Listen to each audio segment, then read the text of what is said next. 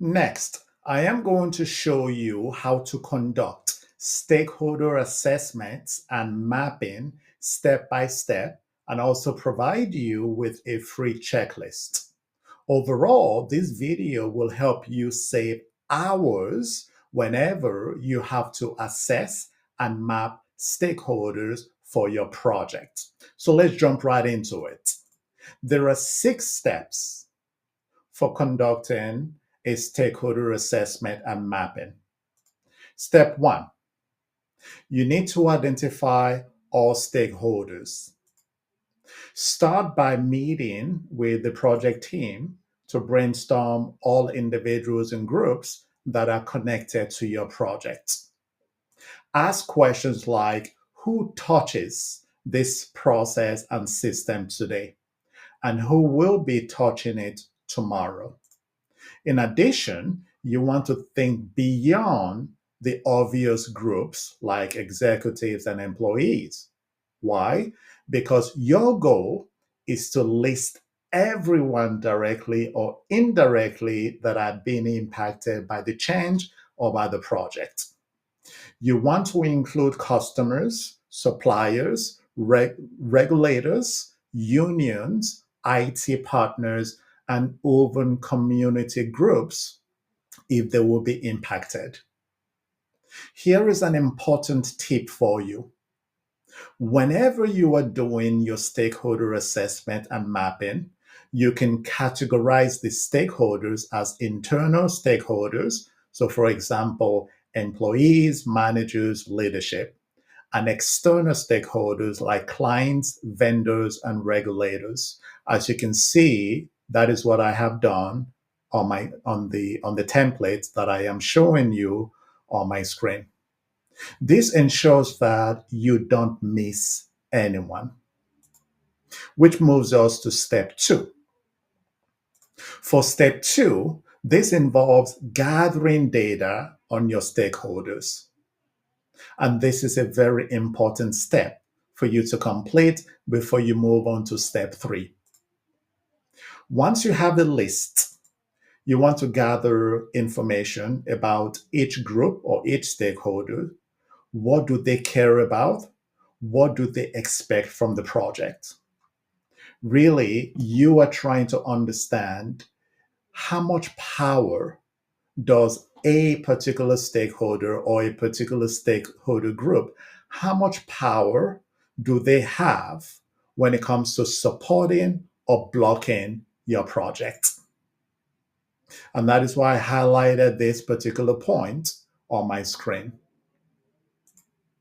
You want to consider using data to gather your information. I often get questions from people asking about how can I go about gathering this level of data? Well, you can use surveys.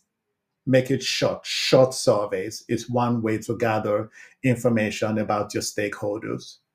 Another way is conducting one-on-one interviews with your stakeholders. Another way is doing group sessions with the stakeholders. Another important way is reviewing previous project lessons learned to see how these same stakeholders acted towards those other projects. That will give you insight into what to expect for the same project stakeholders to react towards your project.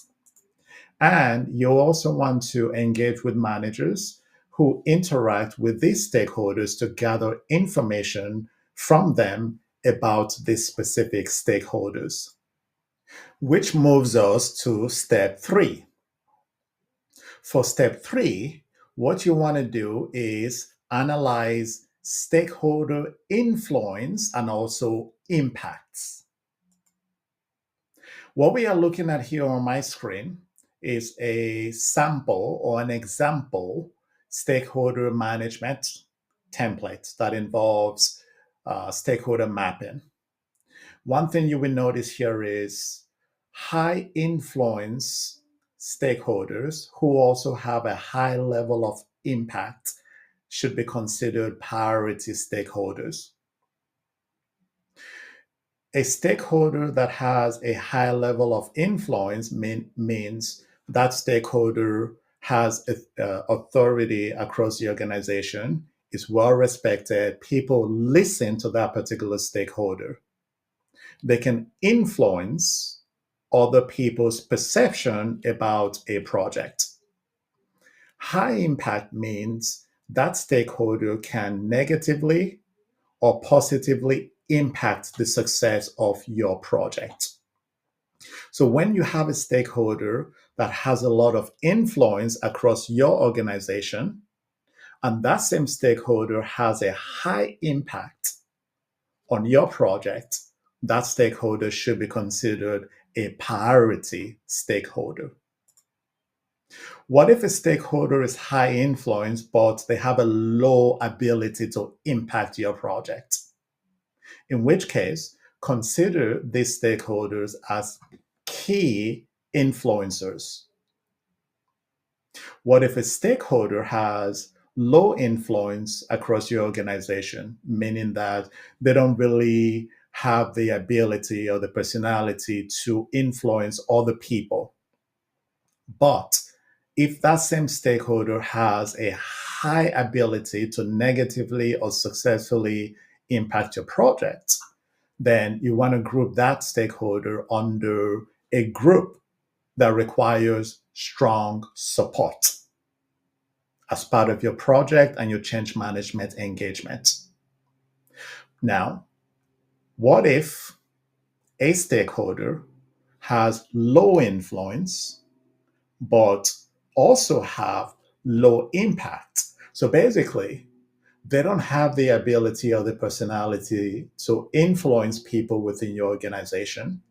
They don't have the ability to positively or negatively impact your project. Should you ignore them? No, because you don't know how they are going to react to the project over time. You don't know if they will be able to develop that ability to influence or to impact that project. So, what you want to do is monitor them as needed. Monitor them and engage with them as needed. Okay? All right. Now, that moves us to step number 4. For step number 4, you want to prioritize your stakeholders. Very, very important for you to do.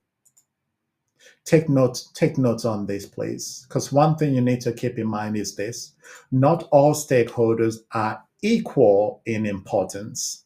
Some can make or break your project, as we just discussed, while others can be considered keep informed, meaning all you have to do is keep them informed. You don't have to do a lot of change management engagement to gain their support, but you also don't want to completely not consider them. That is why I said these ones will be considered low priority. You want to monitor them and engage with them as needed. For example, providing them with awareness communications, providing them with updates on how the project is progressing. You might also need to solicit their help to help manage resistance. Okay? And so you want to rank your stakeholders using factors like their ability to influence decision making, their level of support or resistance, how directly they are impacted by the project. This step keeps your focus on the most critical groups, which moves us to step number 5. For step number 5, you want to develop engagement and communication plans. Once you understand influence, impact, and readiness, it is now time for you to design and document your tailored strategies. And on your stakeholder assessment and mapping document, you want to include 2 columns. One column would outline your engagement and communication strategies, Another column should outline the date for when these should be delivered. For executive sponsors, you want to conduct regular briefings, success, and go over success metrics. For managers, you want to provide them with talking points and leadership coaching. For employees, you want to do things like FAQs, provide them with FAQs to help increase their support of the project, training, as well as providing them with sessions where they can ask questions. For external stakeholders, your engagement strategies can involve providing them with newsletters, updates about the project, and keeping them informed. Now, something else we want to do very quickly is provide you with a recap of everything that I just said. You can pause this video and take a screenshot of this. Okay?